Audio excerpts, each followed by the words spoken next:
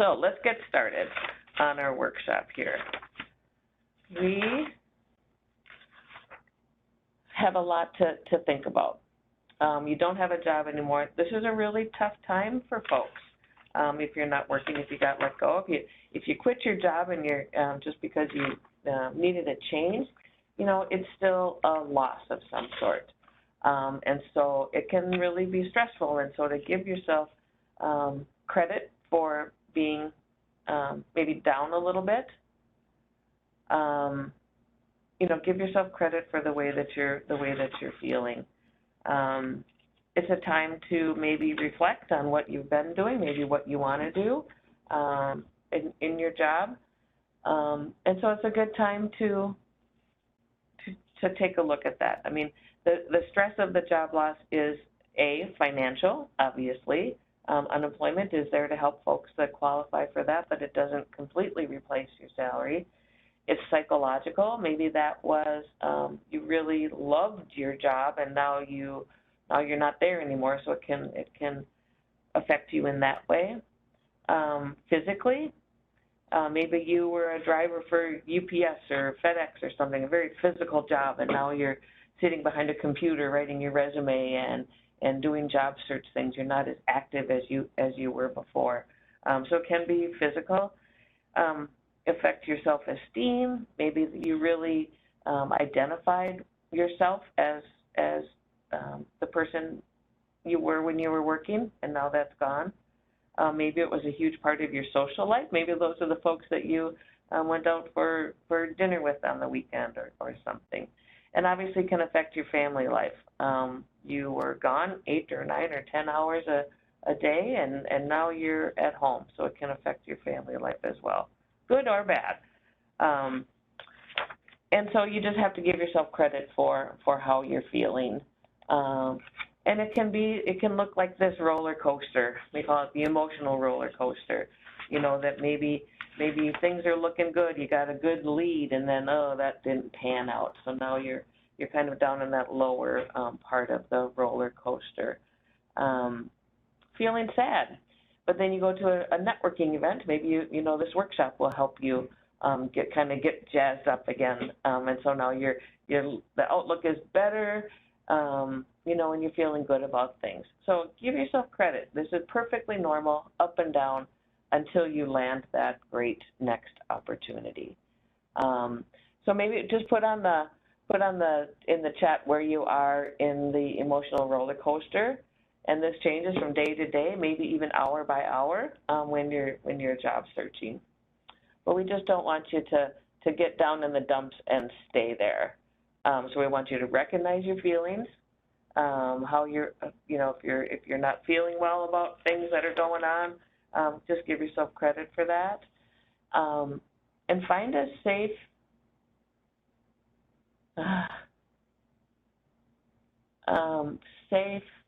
I'll get off the roller coaster. Yeah, we want you all off the roller coaster. Find a safe outlet, though. Where can you go to talk about what's going on? Who can you talk to?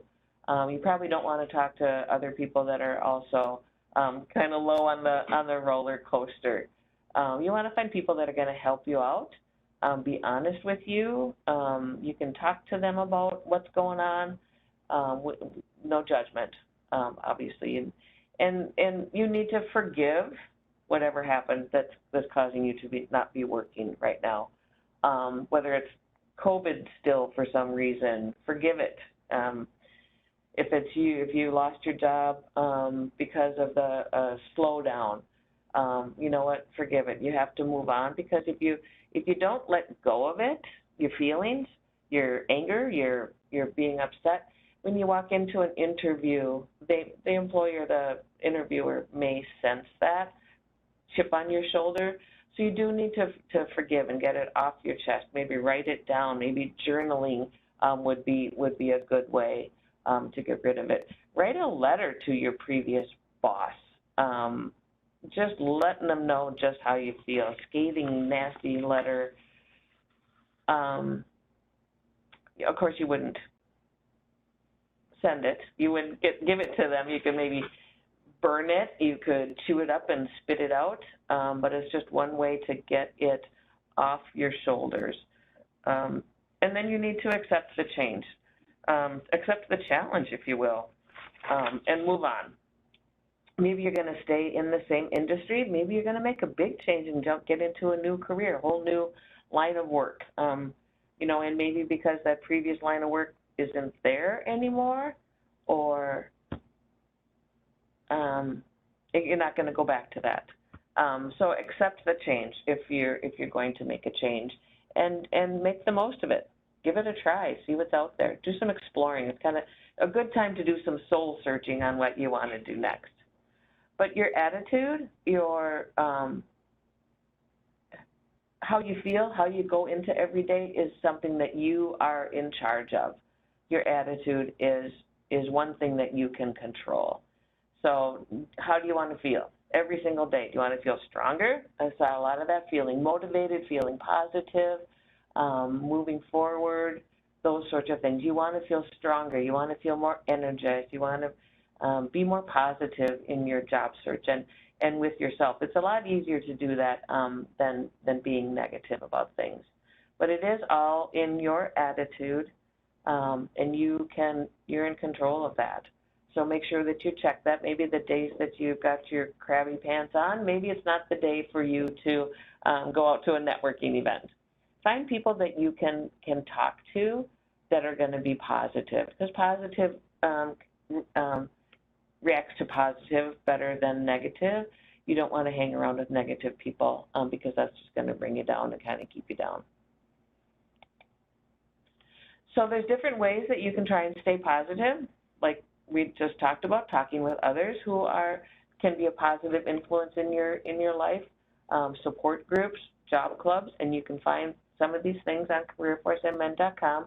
Maybe Sheila can put that in the chat. I think it's under events. There's an events tab, other workshops, either in person or virtual, but it's a great way to be with like-minded people.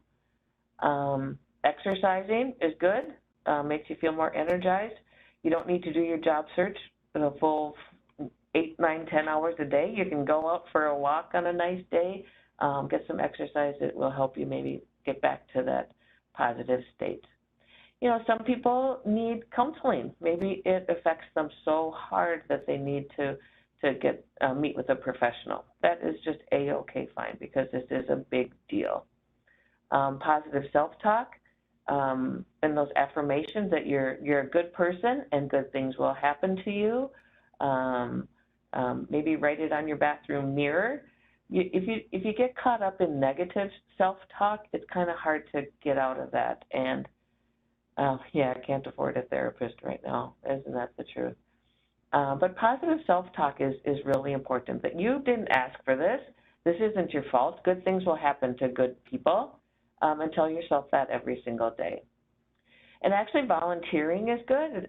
We all love to help others, and so volunteering is good.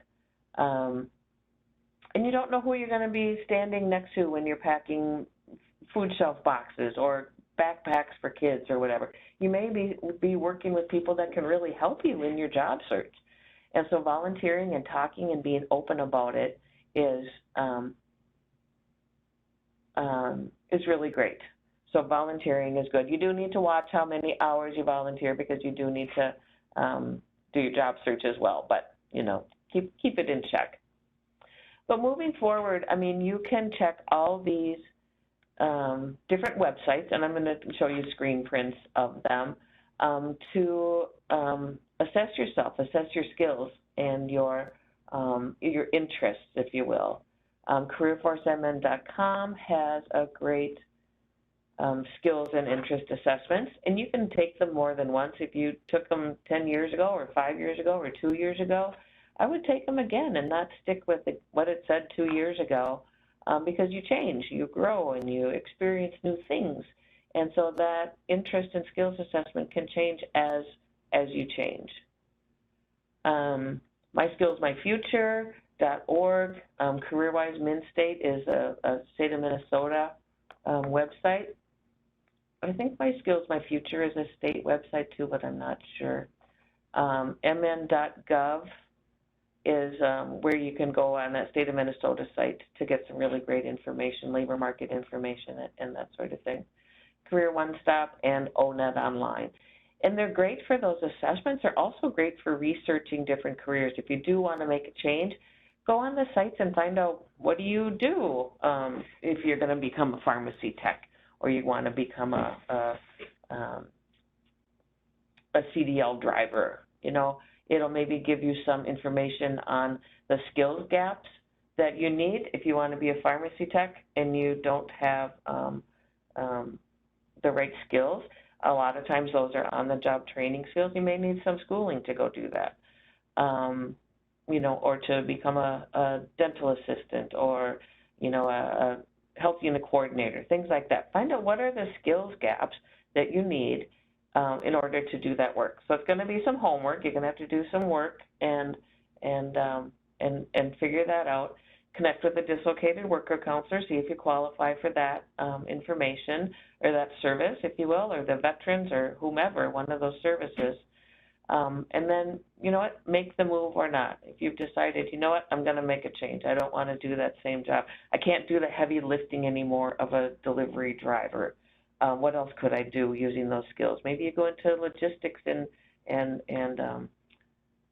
work in the office of a trucking company or what have you. But make the move or not, it's totally up to you. Not everyone should start in a new career. Stick with what you know, and go from there. But it's kind of a clean slate for some folks. So this is Rhonda, do you want to answer a question before you go on? Oh, sure. Okay. Yeah, we have lots of great comments in the chat. I know, I see them scrolling by. I can't take the time to read them. Yeah. Right. Yep. And please put your questions in the chat too. We will stop along the way and answer those. One of the questions is, you were talking about positive self-talk, and they want to know, how do I go from positive self-talk to taking action? Taking action in your job search. I think that it just helps you stay positive and, you know, just to tell yourself that you're a good person so that you can talk about yourself in a positive way in an interview or in networking, you know, those sorts of things. Negative self-talk is really hard to undo, if you will. And that's a good day to stay home and not get out and talk to people. But I just think that positive self-talk will turn into action because you're going to feel better about yourself. Does that answer that? Yeah, and they can always follow up with us or their local career force with, you know, if they have additional questions about that. A lot of people are asking if they're going to get a copy of the slides, and yes, we will be sending those out in a follow-up email. Along with the recording of the workshop. So if you missed something Rhonda said, you can go back and watch it. And then the links I'm putting in the chat as well, I will include those in the email, so you don't have to try to write all those down as we go. You know, you can focus on what Rhonda's saying. And another comment was, someone still doesn't know what they want to do when they're 48 years old. So, you know, some of those assessments you were talking about are a good place to start, but I would also recommend meeting with a career counselor, you know, a career force might be a good step. Okay, that's all the questions we have now. And you know, meeting with someone at the career force is great because we talk to employers all the time. So we can help with what's in demand. You want to get to work and do something that's high in demand, something that is on the rise, so it's increasing, maybe in robotics or in logistics or whatever, because as much fun as these workshops are, you probably don't want to come back and repeat them again, so you want to get into something. And I think a beautiful spot is when your interest and your skills sort of collide, because you have the interest in doing it, and you've got the skills or can gain the skills to do that. So I think that's really important. Talking to loved ones in therapy has been such a positive benefit for you. That's awesome. Yep, talking to good, positive people. And sometimes family isn't the most supportive, So find good supportive people that can help you out. So so taking the assessments, I think, is a great idea. So here's a screenshot of My Skills, My Future, where you can put in your current or past job, and it will tell you those career matches. So the things that with those skills that that you can do from the previous job, and come up with some other matches for those skills. This is the state of Minnesota site, the Job Skills Transfer Assessment. Of course, we have an acronym for everything, so it's JobStat. And so I just put in here, as you can see, business and financial operations. This is where you can go in and find out what does an auditor do, what does an assessor do, and do some of that career searching on the state site. And then, oh, maybe that's all. But you will have the links for all of those sites in the email that we send out in the presentation. But bouncing back can be hard, so just give yourself the credit for that. Do some soul searching, do some research on the different jobs that you think you might qualify for. So you still haven't, we need to talk about getting organized in your job search. So there's so much to do before you even go for an interview. And if you've been unemployed for a while, hopefully you've done some of these things. But managing your schedule is really important, and balancing your job search activities with being a spouse to someone, being a parent, being a grandparent, being a member of your church or another community that you're involved in, because that's what keeps you whole. That's what's going to keep you sane through this whole process. So balancing your activities. Sheila's going to talk about SMART goals in a moment. So keep setting some goals and keeping those goals, making yourself accountable. And keeping good records is critical, because you may end up applying for 15 or 20 more jobs. And you want to be sure that you keep track of who did you talk to, who did you send that to, what was the end of the conversation, who's going to call who and when, so that you don't miss any of those important things that you said that you would be doing. Recording all of your contacts. So this is, jobs you've applied for, people you've met in your job search. Write down my name if you want to talk to me about what's going on in Duluth and in northern Minnesota. So keep records of all of those people, because you want to be able to go back to those records. So whatever system works for you, whether it's, okay, so obviously from the video, you can tell I'm kind of an old gal. I might want to write on recipe cards and keep track of them that way, so that when I get that follow-up phone call from the email or from the interview, I can easily pull out the notes about what we talked about. So keeping a good records of everything that you do in your job search. And you're going to have usernames and passwords for all of those different websites that you apply for online. So make sure that you keep those handy. Having a good email address, because they're all going to want to email you. If you don't have an email address, or you want one just for your job search, make sure that you have one set up that's real professional looking, rather than prettygrandma@yahoo.com. It just is not going to resonate with that employer. You want your name, if you can get that, and it will take a little tweaking. If your name is Bill Smith, there's going to be hundreds of other Bill Smiths out there, but make sure that you get a real professional email, and also a professional voicemail on your phone. Make sure that your voicemail is set up. Sheila and I do lots of phone calling to folks on unemployment, and every day out of my list of people that I'm calling, there's one or two that don't have voicemail set up. Well, it's really hard for an employer to leave a message to set up an interview if your voicemail isn't set up, or if your hold music is super raunchy or something like that. You don't want that. You want it to be professional sounding. So make sure that you keep all that in mind. And so I think with that, I'm going to turn it over to Sheila to talk about SMART goals. Okay. Thanks, Rhonda. Yes. I just want to give you a little information on SMART goals. It always helps me if I have an example of how to use a tool or a resource that I'm given. So SMART goals are just a way to help you balance your job search and help you keep on track and keep you accountable for what you're doing. So first of all, you want to be specific and know exactly what you want to do. What is your goal? So in this case, our example, we are going to prepare a resume. And then measurable. You want to know how you are going to stay on track to complete that goal. So give yourself some mini deadlines to keep you on track, or use a timeline. Or maybe you can tell a friend, I could say, Rhonda, I'm working on my resume. I want to have a rough draft ready to give to the career counselor in 10 days. And then maybe she can check in with me on day 9 and see how it's going. And then achievable, what resources can you use to help you complete your goal?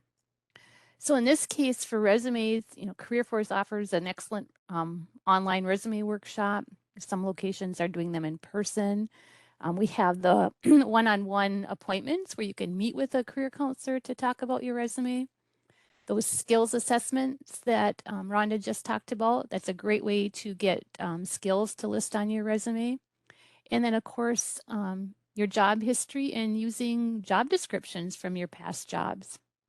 A couple of things I like to use when I'm helping individuals with their resume is letters of recommendation and their performance reviews, because this gives the reader a different perspective of your skills and your experience through somebody else's eyes. So use some of the statements and comments on those two things to help you with your resume as well. And then relevant. Why is this goal important to your job search? Well, today, a lot of applications are online and you have to upload your resume, or they want you to send it to them in an email. So it's really just good to have a base resume ready to go, and then you can target it to the specific job that you're applying for at the time. And maybe you're going to have more than one resume. We have a lot of different interests and skills. For example, I have a background in business management and teaching, so I have 2 separate resumes for those careers. And then timely, when are you going to complete the goal? Give yourself a specific date.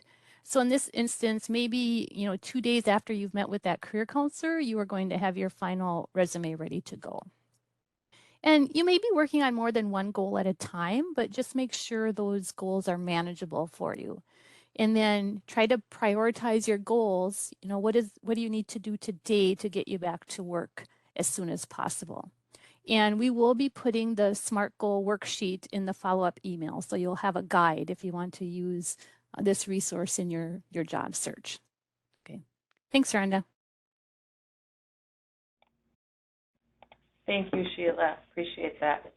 And going back to being organized, another thing that you want to do is have all of your stuff in one place so that when you do get that phone call from the employer to set up an interview, you've got your calendar there, you've got your phone charger there, so that you don't lose the call because your phone is dead, things like that. So just having everything, and print out those job postings so that when you do go in for that interview, you can refresh yourself real quick on what do you need to tell them to prove to them that you can do the job?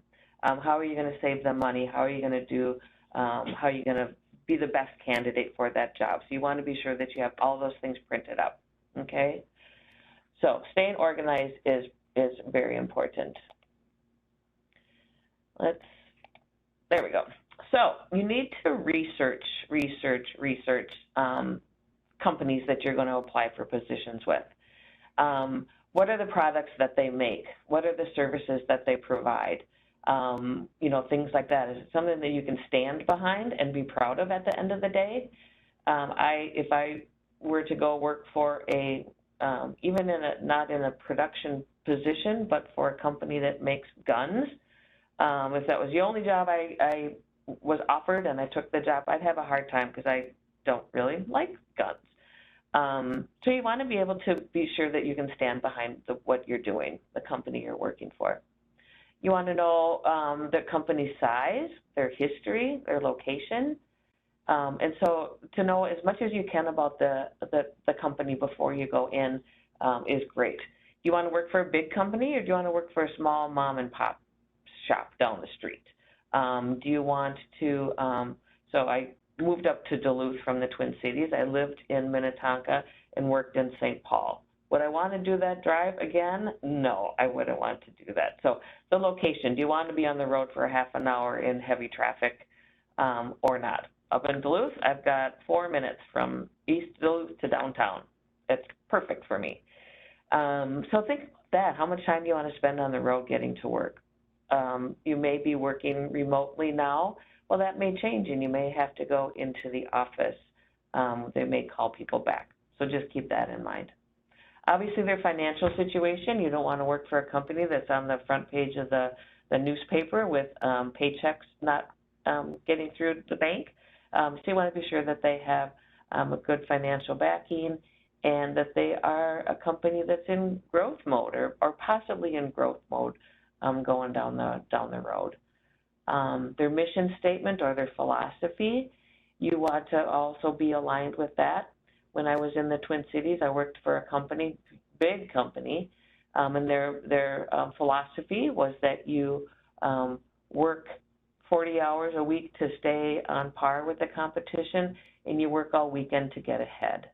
Well, I had 2 little babies at home, and I was in the office on a Saturday with one of them in the stroller, rocking him to sleep while I put together new hire packets for the next week. That's not a philosophy that aligned with me at that time. Sure, before kids, it was great. I loved my job, but suddenly things changed. So think about that sort of thing as well. How will that job and those hours and that fit in with your lifestyle? Recent changes or initiatives, maybe again talking about remote work or telework or hybrid work. What are the things that, that work-life balance is critical. But what are some changes that they've made recently? You can find this stuff out on their website, in the newspaper, from networking, talking to people that work at that company. Their human resource policies, maybe it would be that they will allow you to work longer days in the summer and have Fridays off. You still get in your 40 hours, but now you have Fridays off. I would love that. I don't think the state's ever going to do that, but if that's important to you, you know, that's something that can be asked, something that can be found out through talking with people. That labor market information, like we showed you on that deed site, and this will be in the list that goes out to you as well. Are they a job that's in growth mode? Are they growing, or are they staying the same? Are they high in demand in your area? Those sorts of things. It's great information on the state site. And of course, we don't do this just for kicks. We want to be sure that the salary is something that will be sustainable for your family, and the benefits. Do you need health insurance? Do they offer that to you? So you want to be sure that you get all those questions answered. Don't ask about the salary in the job interview, of course, but get an idea before you get into it too far, if they do offer a salary that's going to work for you and your family, okay? And the benefits, of course, as well. So where do you do your research? Company websites are great. They do offer all sorts of information about the jobs, job postings. You know, and if you go to work for a big company, you may have the opportunity to transfer into a different position. So that the beauty of working for a bigger company, and healthcare is a great example. If you go in as a patient care representative, checking people in for their appointments, checking their insurance card, maybe a couple years later you want to do something else. And so there's opportunities to move and use different skills that you have, that maybe you took that job just to get on board with with Fairview Hospital or whomever. You took that job to get in with the company, because sometimes that's the hardest thing, is just to get on board. And then you do that so that you can, down the road, transfer into different positions. Looking at press releases on their website, or things that you see on the news, that they're adding 300 jobs You can find out about that sort of thing through press releases or the news or the newspaper. Um, um, Talking to librarians, they have reference sections. So if it's a smaller manufacturing company, they may not have a website online. They may not have a Facebook presence, but maybe at the library they do, if you want to work for those smaller companies. Yes, the state of Minnesota is hiring, and there is now a job open. They just posted it for Career Force in Duluth, 14 hours a week, working in our career lab, helping people write their resumes. So keep your eyes open for those sorts of things. LinkedIn is a great resource. If you use that, be sure and try and connect with people that way. Informational interviewing or conversations, if you will. If you can get 15 minutes with a department manager in an industry that you're investigating, you're researching, you're trying to find out, what do you do here? What is the product that you make, or what's your business like? What's a typical day like? Just going in for a conversation without the stress of an interview for a job. You're just trying to find out, what do they do there? What do I need to do in order to get this position with your company if it comes up? Those sorts of things. Career information websites that we talked about, you can research there. Your network and talking to folks at your local career force. Like I say, employers call us all the time looking for people, posting jobs, those sorts of things.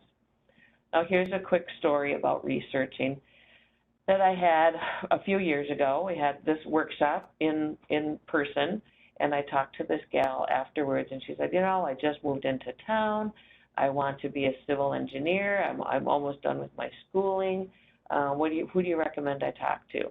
And so I gave her the name of a company down the street, and I said, go home and do some research on this company, and go for an informational interview. See what they've got open. See, what's coming up down the road.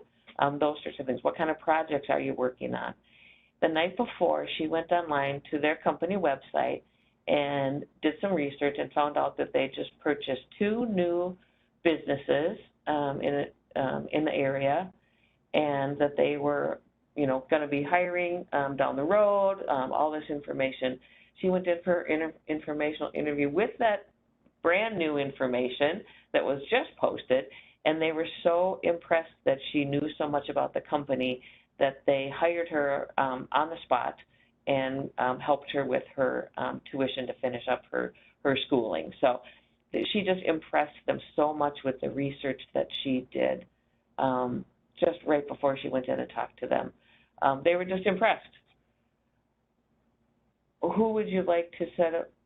Who would you talk to set that up? I would find out who is the manager in the department that you want to work in or that you want to talk about. Maybe it's human resources that you would start with, and find out who would be a good person to talk to. They would be the ones that can talk about the company overall, probably, but then see if you can get 15 minutes with the department manager. You could talk to an employee to find out the scoop on the company, on the company as a whole. If you got a friend in that department, those sorts of things. And whoever you can get in with, because there is so much online, so much of this virtual stuff going on. Even interviews are online. Anytime you can get in front of someone, even if there's a job fair, again, you can go to that events tab, I think, that Sheila put on there, and find out, is there an in-person job fair? I know that we're having one in Duluth coming up, just a small one, just to get started. But that's a great way to get in front of somebody that does have the power to do some hiring. So those are great opportunities. Anytime you can get in front of somebody and actually talk to an employer is great. So research, research, research. Now this Rhonda, is one do you thing want to that take a couple more questions before you go on? Sure. Okay. Well, we'll just do a couple so we don't get too far behind. So someone is asking, what do you think of the Indeed online job search website? What do you think about their assessments on Indeed? Have you seen those? I've not done those. I don't go on to Indeed but I know, I mean, a lot of people do. I've not done them, so I don't know how that works. I do Yeah, know that people, oh, go ahead. I just say one thing I notice is when people send me their resume from Indeed to have it reviewed, it puts all those skills that I think the results from their assessments, they list the skills on the resume, but it's just a list and it doesn't show how they use those skills. So I always encourage people, pick out some of those skills and give examples of how you've used them on the job or how it's going to benefit that new employer, rather than just having a list of 10, 15 skills on there. But I don't know if that's exactly what he's talking about either. Oh, okay. The other thing that I hear from people about Indeed is that they send out lots of opportunities that aren't even close to what you're looking for. Okay, and one other question. Yeah. Were you done with that, Rhonda? Yeah, I just know that that's really frustrating for people. So Minnesota Works does not do that. You're not going to get bombarded with a bunch of job postings. It's a self-service site that you log into and you do your job searching. It's not going to, unless you requested to send you job postings, it's not going to do that. And then, so that's a big difference. Now Minnesota Works is getting a remake in 2023 or 2024. So that may change, but I know that a lot of people get frustrated with Indeed because it sends you lots of junky, not applicable job postings. But you're talking about the skills assessments. I have not done that. So if someone else on the call has done that, go ahead and put a note in there about what you think of the skills assessments. Okay, and then one more question before you go on. Someone wants to know if I applied for a job but did not have an interview and received a rejection email, should I respond to that email or is it only necessary to reply when you've interviewed? You know, I would still recommend replying to it or calling and finding out, because if you think you were the perfect match for that job, you could call and find out, you know what, if this comes up again, this job comes up again, because I was really excited about it, I feel like I was really a good fit for that, what am I missing? Is there something I can do in the meantime so that when this job is posted again, I would qualify or be a better candidate for that job? Because that's, it's kind of a proactive way so that they know that you truly are interested. Maybe it's just one thing, and maybe it's one thing that you didn't put on your resume because you didn't think it applied, or that it was older and they don't know about it. If you've got the skills, they may think of you next time that job comes open.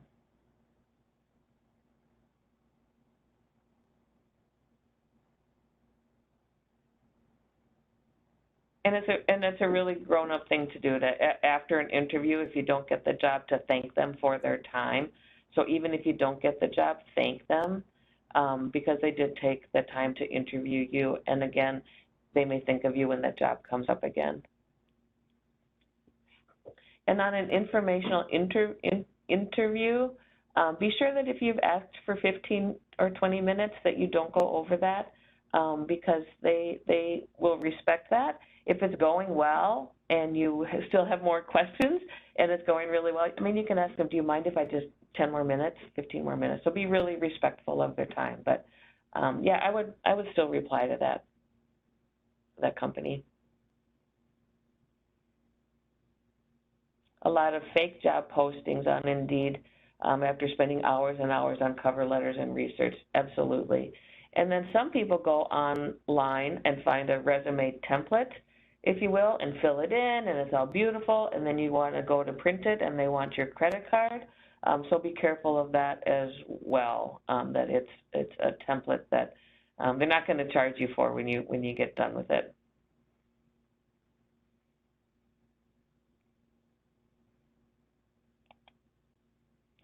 So one thing that you can print up if you want to, because you going to the grocery store or going to, out for a walk, if you want to have something to hand off to somebody quickly so that when they get back to the office, this is one thing that is easy to do, something that you can have with you all the time, because I know that oftentimes if you give somebody a business card, they'll give you one back, and so that gives you kind of free rein to give them a call at the office.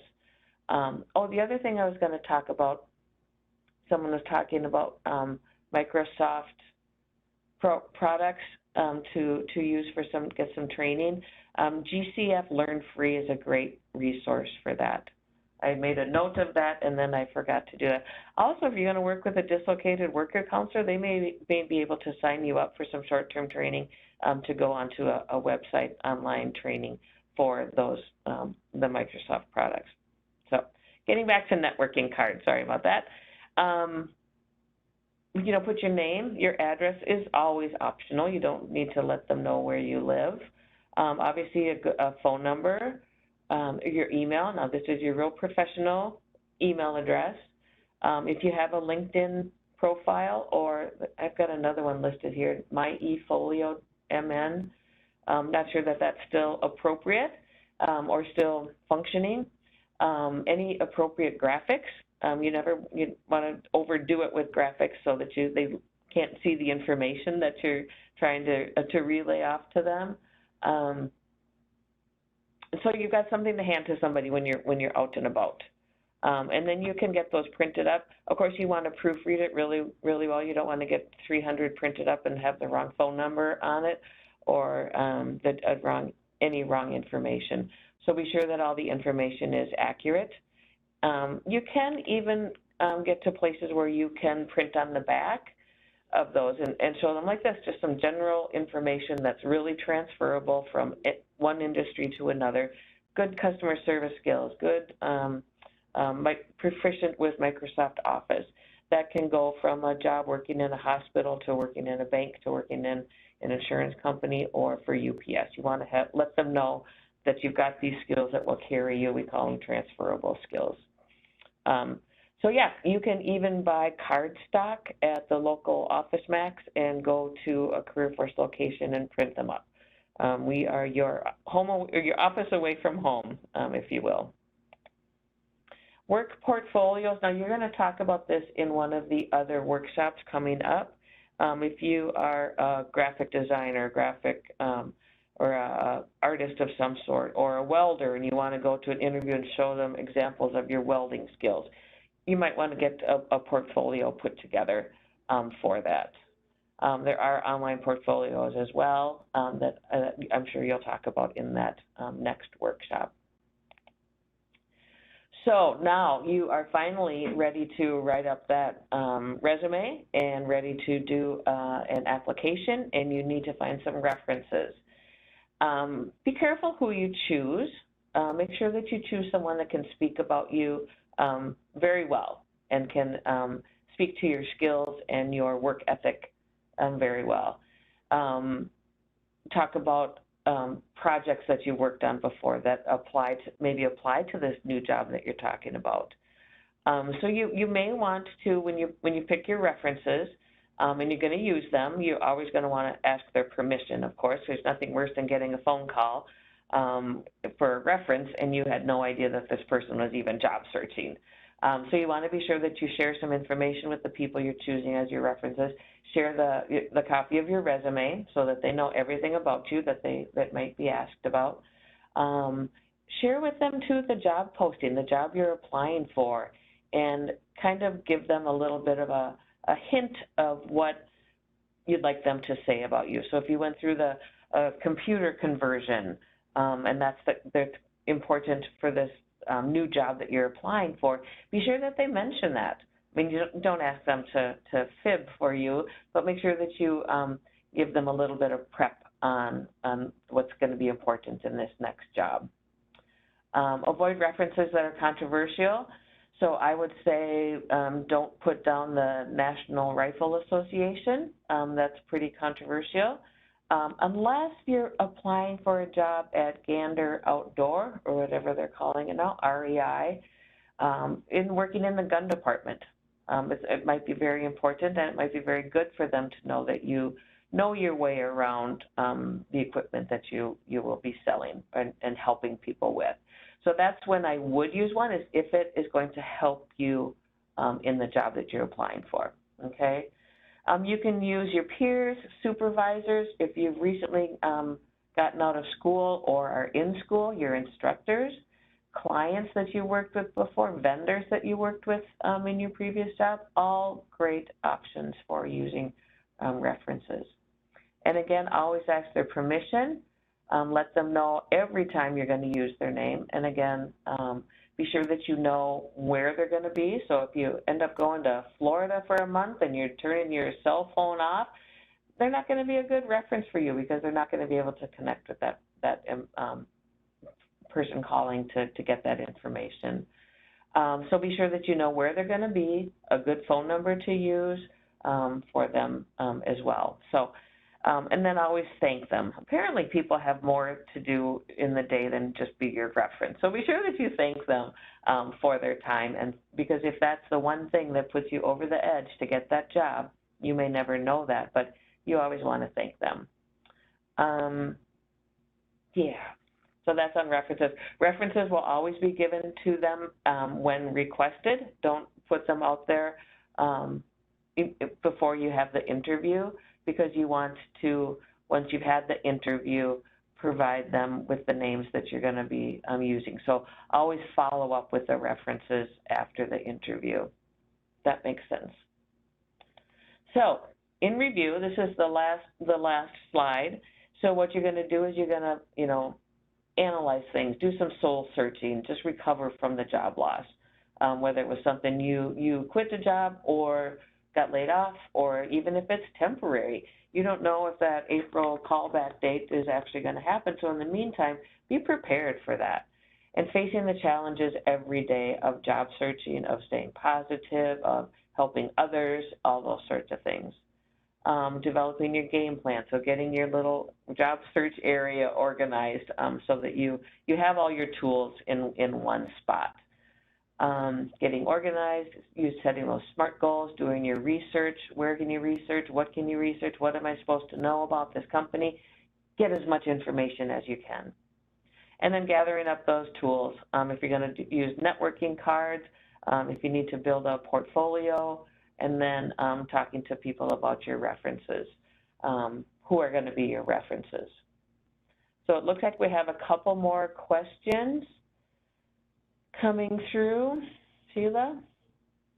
Yeah, I'm going to go back up a little bit and ask this one. Someone wants to know, if you got terminated, how do you answer that question when they ask about your last job?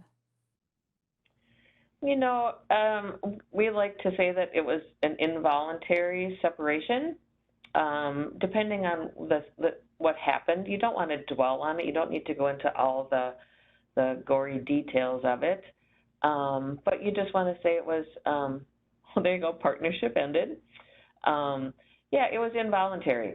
And then if you need to go into the details of it, if it's something that you did wrong, and you're looking for a similar type of job, what did you learn from that? What can you do to keep it from happening again, if it does come up? But I would keep it as brief as you can. Okay, but and again, then if you're 1 second though, but again, going back to that, letting your anger go. If you're still a little bit ticked off at them for letting you go, make sure that you shake that off before the interview. Okay. Okay, and then we have a question about jobs on Indeed. It says they have found jobs on Indeed, but want to go and apply at the company's website instead of through Indeed. When I go to the company website, how do I find the jobs they have open? I have looked on a few websites and haven't found a way to apply directly on the company website. And Yeah, they may not put them on their company website. They may only put them on Indeed for some reason.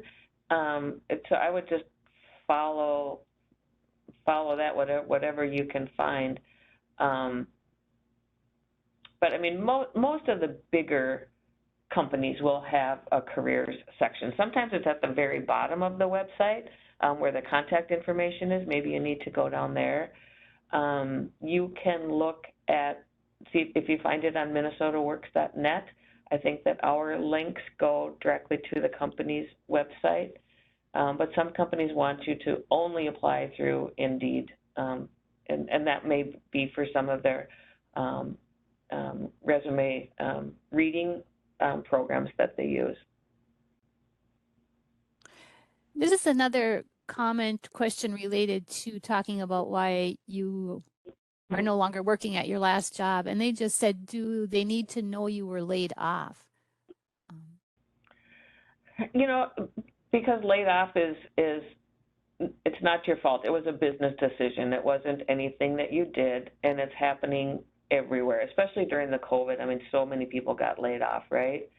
That it's not uncommon to be laid off at your position. So that it was involuntary, but it was a business decision. It wasn't gross misconduct or anything like that.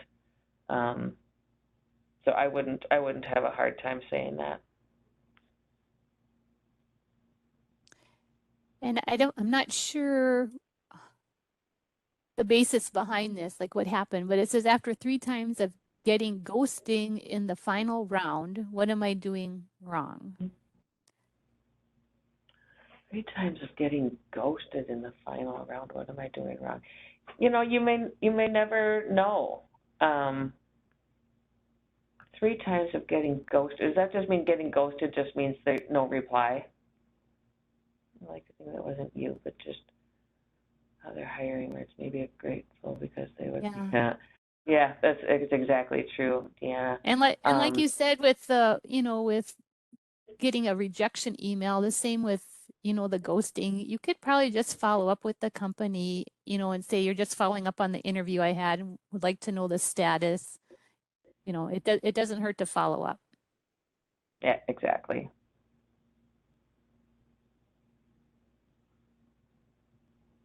Okay. Yeah. I think we've hit most of them.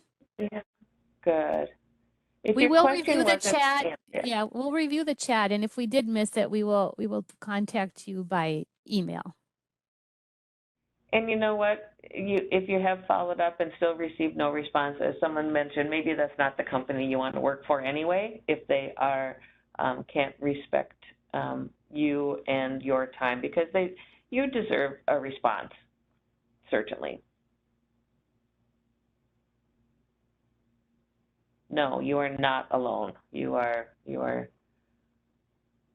not alone. There's a lot of folks looking for work right now. Lots of jobs available, lots of great jobs.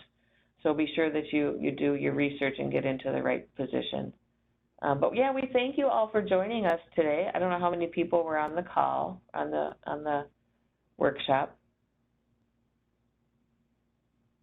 Yeah, and asking what you could have done better, what would make me a better candidate next time this job comes open. Those are all great things to ask employers.